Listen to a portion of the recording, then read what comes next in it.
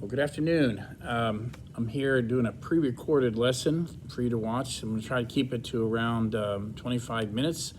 And I thought we would start with a review of what we did. And then I really want to talk about how to help you memorize your polyatomic ions. So we'll get to that in just a minute. Let's do a quick review. We're trying to name compounds and write formulas. If you take a look up here, type 1 is binary. That means there's only two elements.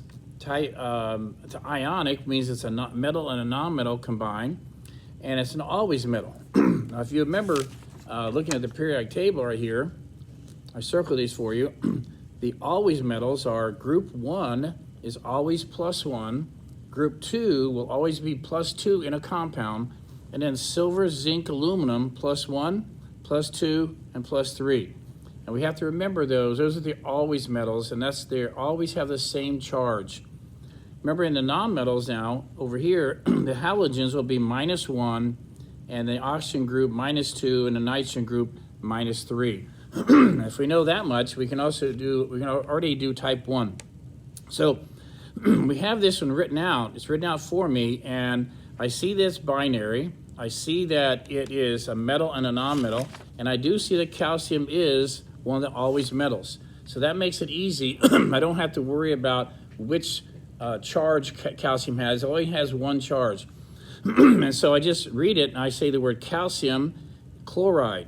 Now all binary compounds end in IDE, so chlorine becomes chloride. So you say calcium chloride.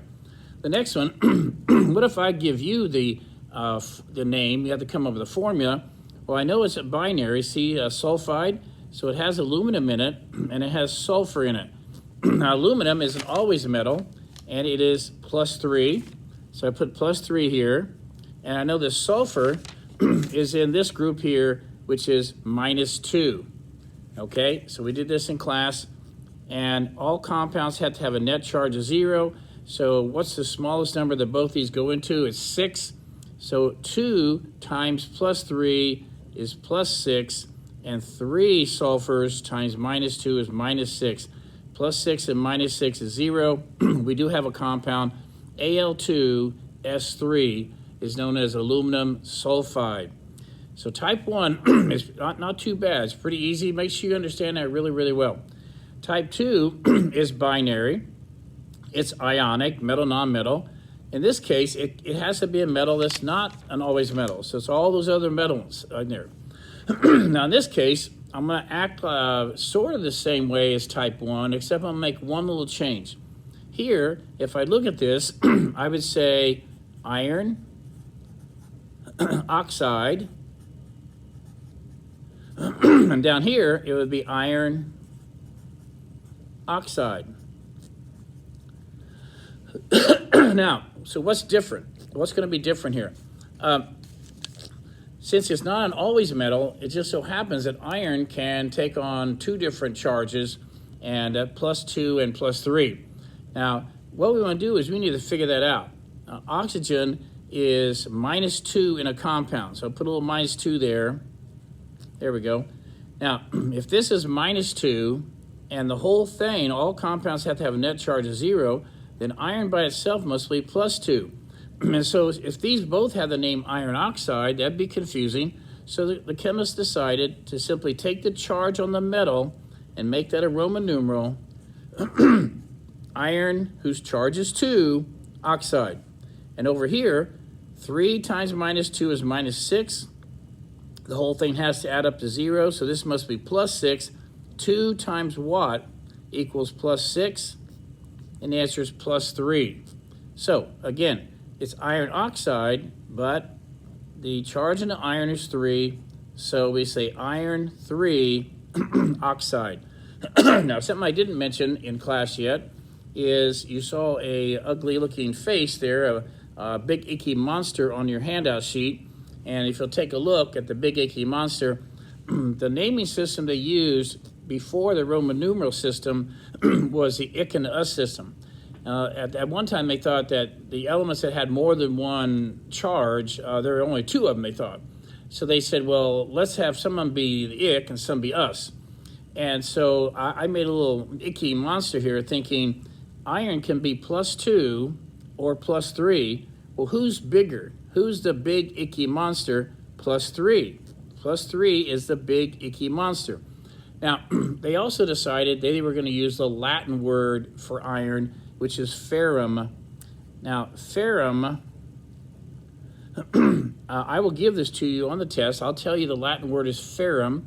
And so if you were the big icky iron 3 ion, they would call you the ferric ion. And if you were not so big, not the big icky monster, then you would be called the ferrous ion. Now, copper can be 2 and 1, 1 and 2. And who's the big icky monster there? Well, 2 is bigger than 1. So, and the Latin word for copper is cuprum. And so we have the big icky copper plus 2 would be cupric, and the lesser is cuprous. So we go back up here, and it's true that FeO could be known as iron 2 oxide, but also could be known as, let's go down here, oh, you're not the big icky iron, so you could also be called ferrous oxide. Notice that when I use the Latin and the ic-us system, I do not also use Roman numeral. Okay, so there's another name for that. Down here, you're iron 3 oxide. Iron 3 is the big icky monster, so you are ferric oxide. And again, once you use the Roman numerals, if you don't use Roman, if you use the ic and us system, you do not use Roman numerals with that. And I'll go over that again when you get back, the ic and the us system. So that's why you saw that picture of the big icky monster. Now, my main point today of this short lesson is to show you what they call type 3.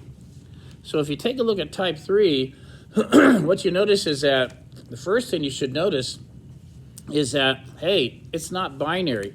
And again, watch. Here's one element, Na. Here's capital N. That's another element. And here's another capital O. That means there are 3 elements in that thing. I have some good news for you. Type 3 is actually a little bit easier than the other ones because I have some good news for you. Good news number 1. If it has more than two elements, if it's more, not binary, it's more than 2 elements, the good news is it contains a polyatomic ion. Now, a polyatomic ion is this thing right here. That's one of those things you're making flashcards with. And once you learn your polyatomic ions, you'll quickly recognize that that guy has a name to him. And NO3 with a -1 charge is a polyatomic ion whose name is nitrate. Now we have to memorize that, and the good news is nitrate has nitrogen in it. That helps me a little bit. And nitrate's used an awful lot in chemistry. Now, what's the difference between this? Why don't I call that a compound? Well, what do you call, I always ask this on the test, what do you call a group of atoms who are bonded together whose net charge is 0? That's called a compound. NO3 -1 is not a compound because it doesn't have a net charge of 0. So what do you call a group of atoms that are bonded together whose net charge is not 0? You call it a polyatomic ion. It's many atoms that together make up an ion with a single charge. Polyatomic ion. So good news number 1. If a compound has more than 2 elements in it, it contains a polyatomic ion. Good news number 2. Someone else has already named the polyatomic ion. In this case, is nitrate. Good news number 3. You never change the name of a polyatomic ion. So it'll always be called nitrate. You don't have to worry about changing it to nitride or anything like that. It's always going to be called nitrate. Now, because this is an always metal, this makes naming this really simple. Sodium, and what's the name of that which never changes? Nitrate. See, you thought that was going to be hard, but it wasn't. Sodium nitrate. Yes, you have to start memorizing your polyatomic ions, and I'm going to show you how to help you do that in just a minute. Let's do one another type 3, but let's not use an always metal. Now here's let's do another one. Let me use copper. Let's do nitrate again. Okay, now this right here is a compound, and if it is a compound, nitrate, this whole piece here, this whole piece has a -1 charge, okay, the whole thing. And if it's compound, then this must be +1. So now, since you're not an always metal, I would call you copper, leave a space, nitrate. But just like type 2, if you're not an always metal, I have to figure out the charge on the metal. If this whole thing is -1, you must be +1. So that becomes a Roman numeral, copper 1 nitrate. Now, something interesting happens if I do copper 2 nitrate. Now watch what happens here. Let's write copper 2 nitrate. Now, copper 2 means that the copper has to have a charge of +2. But nitrate always has a charge of -1. Now, I have to think of that nitrate as my fist here. See that? So that this whole thing has a -1 charge, and this has a +2 charge. Well, that can't be a compound because they don't add to 0. So what happens? Just like in type 1 and 2, I need more than one of the -1s. So the only time you'll ever use a parentheses in writing formulas is if you need more than one polyatomic ion. So I have copper +2, nitrate -1.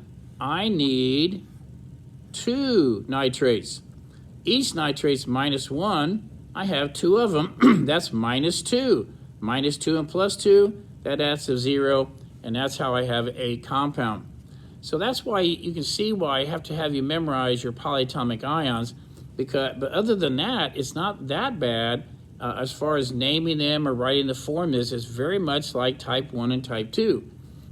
Okay, so, and by the way, since today is the first time you learned about ik and us, I'll remind you that copper comes in +1 and +2, and the Latin word is cuprum. So who's the big icky monster again? Copper 2. So you said this was copper 2 nitrate. The other name would be you're the big icky cupric nitrate. That's the other name for copper 2 nitrate. And you're not the big icky monster, cuprous nitrate. All right. And the more times you do this, it gets easier and easier, okay? All right. Now, even though that was a quick lesson, what I really want to spend a little bit of time is how can I help you memorize some of these polyatomic ions? So I'm going to try to at least get you a good start, okay? We have until next Wednesday. I even have some games we'll play on Friday and Monday to help you memorize your polyatomic ions, but you don't want to wait too long to do this. You can't say, I'll wait till next Tuesday, because you will do terrible on the test if you wait that long. There are too many of them to learn. Okay, so here's how I did. The first thing I'd like you to do, and if there's any way you could do this in the next couple days, that would help out greatly. Now, take a look at this chart. Excuse me. I have what they call the famous 8s. I call these the famous 8s. There are 8 of these, and they all end in 8. Acetate, nitrate, chlorate. Here's permanganate way down here at the bottom, permanganate. And then sulfate, carbonate, chromate, and then phosphate. Now, if you could learn those, the famous 8s, then I can help you learn a lot more. I can help you learn twice as many very quickly. But if you don't learn those 8, I'm going to have trouble helping you a little bit, okay? So the first thing I'd like to show you is something that's kind of interesting in chemistry. Somebody named this NO3 was nitrate. Now, if you look on your chart, and your chart looks like this, just like mine does, if you look at this, NO3 is nitrate, but look right above it, nitrite. Now, what's different about nitrate and nitrite? There's some good news. The good news is nitrite has the same charge as nitrate. That's good. But look what happened here. If you take away an oxygen, nitrate now is called nitrite. Huh. let's see if that happens anywhere else. Let's go over here. Let's go way over here to phosphate. Look at phosphate. Phosphate is PO4 with a -3 charge. But look right next to it. What do you see? Phosphite, PO3. The good news, again, it has the same charge, but it's PO3 -3. Watch. Phosphate had 4 oxygens, and phosphite has only 3. So if you take away an oxygen, phosphate becomes phosphite. That helps. Now let's take a look over here at sulfate. Sulfate is SO4, and you're going to memorize that. But if you do memorize that, guess what SO3 is? And you guessed it, SO4 is sulfate. SO3 with the same charge is sulfite. That's pretty good. Let's go down here to chlorate. Chlorate is ClO3, but what do you see right next to that? Take away an oxygen, and ClO2 has the same charge, -1, and it's called chlorite. Now, the good news is that's as far as that goes. That's as far as that pattern goes. There is no carbonite unless you watch Star Wars. My fault. That was a bad mistake. If you watch Star Wars, carbonite is what they locked Han Solo in. And anyway, there is no carbonite. That's good. And so the only ones that we have they have the ites, are the ones I've drawn here. But see what happens if you memorize the famous 8s, you now know 1, 2, 3, 4 more, and now your 8 is up to 12. Now you know 12 of the polyatomic ions.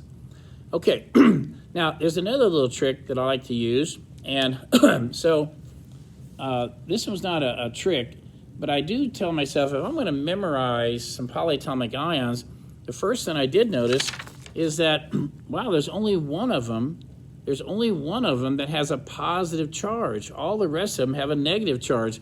I might as well go ahead and memorize that one right now. NH4 +1 charge, ammonium. So I'm going to go ahead and cross that off my bucket list and say, hey, there's only one of them with a +1 charge, and that's ammonium. So I'll just memorize ammonium, and I'll be done with the whole column called +1. Look over here at -3. There are only 2 of them you have to memorize that are -3, and one of them's phosphate and one of them's phosphite. I think I can cross that off my list too. I think I can memorize this, not too bad. You can see where if I could memorize all the ones that were -2, I memorized the +1, I memorized the -3. If I memorize the -2s, then all the rest of them are -1. That'll take something off your plate. When I know which ones are -2, I know the -3 and then +1, the rest of them have to be -1. That's going to help you as far as memorizing the charge. Also, when you color code your flashcards, that's going to help you too, because that pack of flashcards is going to have a lot of them that are -1. Okay, so are there some other tricks that I can help you to memorize with? And I think I can. So let's take a look at this right here. Here is phosphate, and that's one of those ones you're going to memorize, one of the famous 8s, and it has a -3 charge.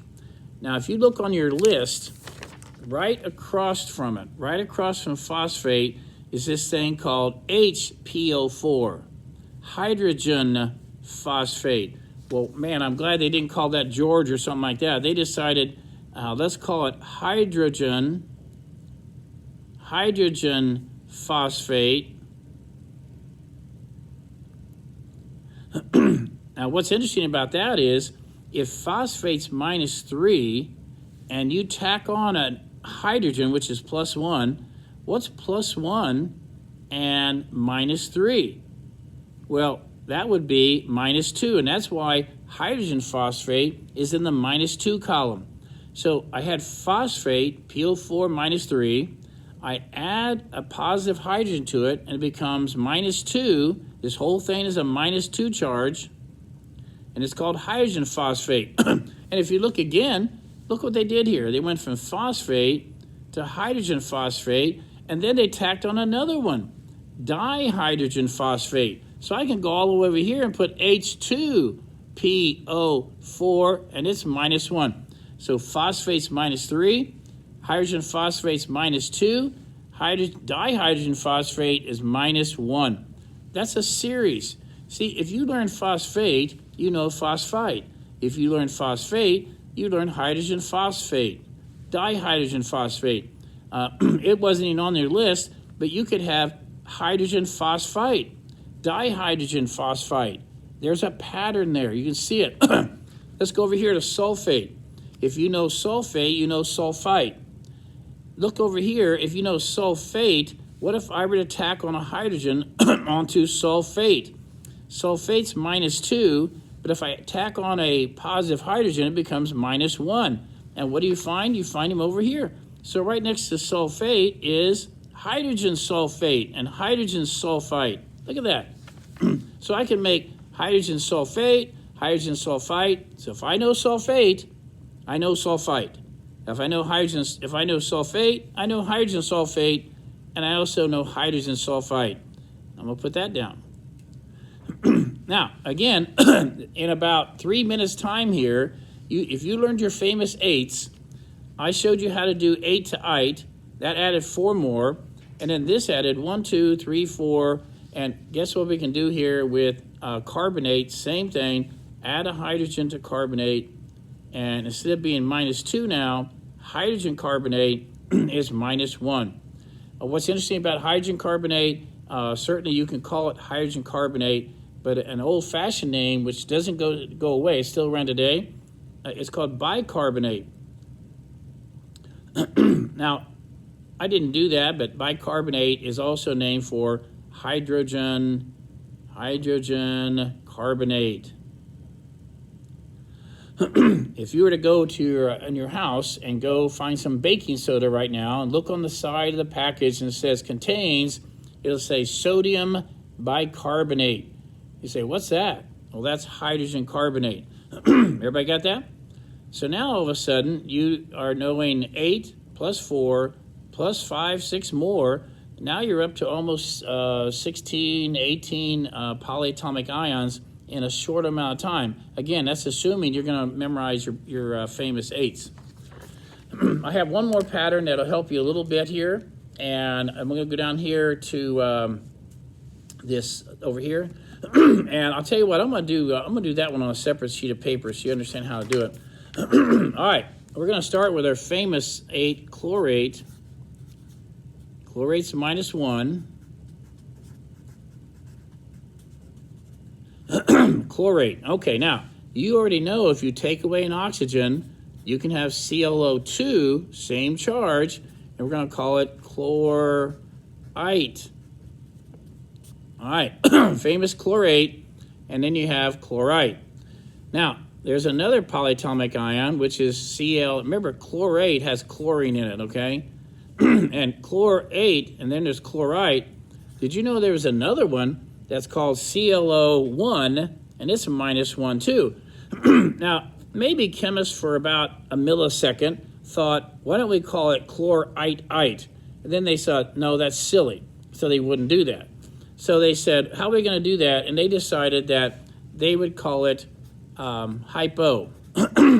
Now, hypo is a Latin word that means below or less than, And if I'm already chlorite is ClO2, well then what's one less oxygen than that? That'd be hypochlorite. So hypo means less than or below, less than chlorite. It has less oxygens than chlorite. So we had chlorate, take away an oxygen, chlorite, take away another oxygen, it's hypochlorite. And then we have another one. And now, watch what I do. I'm going to add an oxygen, and there's another polyatomic ion in this case, and I don't know why exactly. Hyper in Latin means above or more than. They should have called it hyperchlorate, but they didn't. They decided just to call it perchlorate. but it stands for hyperchlorate. Per means another oxygen added to it. So this chlorate series is something that you could learn. If you learn chlorate, then you know chlorite. And then you would know hypochlorite, and then you add an oxygen by saying perchlorate. One more oxygen than chlorate. Now, I do have one more little thing that might help you a little bit on your polyatomic ions. There are two polyatomic ions that stand out in my mind as being mistakes. And I think if chemists had a chance to go back in time and change it, they would. And if you look right here on your chart, there are two of them here that this guy right here, OH minus 1, and the other one is right above it, CN minus 1. Now, if you look at that, what makes these things, I think, weird is that they end in IDE, and that was a mistake. Normally, it's a compound, a binary compound that ends in IDE. These are not compounds. They have a charge. So I can't change it. You can't change it. They could have called that hydroxate. That would have been great, but it's not. It's called hydroxide, and that's an IDE, and that's called cyanide, and that is minus 1 also. So I think of those two as being weird. They shouldn't have named it that, and that's how I memorized those two together. All right, so for right now, you're up to almost 20 of the polyatomic ions in this short amount of time. And again, if you'll learn the famous 8s, then tomorrow we'll practice the polyatomic ions, and then the next day we'll practice them, and the next day you'll practice them. And then once you understand, you memorize your polyatomic ions, you can actually do a huge amount when naming compounds. Okay, well, you did a great job. I don't want to make this lesson too long because I do want you to spend a little bit of time. You do your flashcards, and also don't forget you do have a homework assignment. And the homework assignment, you could actually start that. I'll show you what it looks like again. You can start that at any time. And for example, let's just do one, and now I'm going to stop the session, okay? Let's pick one at random. Here we go. Number 5. First thing I noticed is it's not binary. The good news, whoa.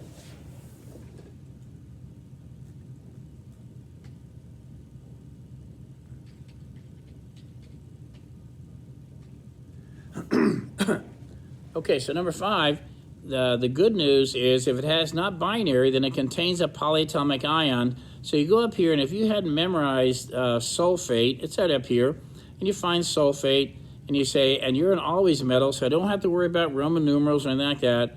I just say sodium, and that's called sulfate, and you never change the name of a polyatomic ion. Wow, that's done. That one's finished. Let's do one more, and I'm going to stop. I promise. This one is not binary, and it has sulfate in it also. So I'm going to say copper. I'm going to leave a space and say sulfate. You say, why'd you leave a space? Because I am not an always metal. Oh, okay, sulfate is minus 2.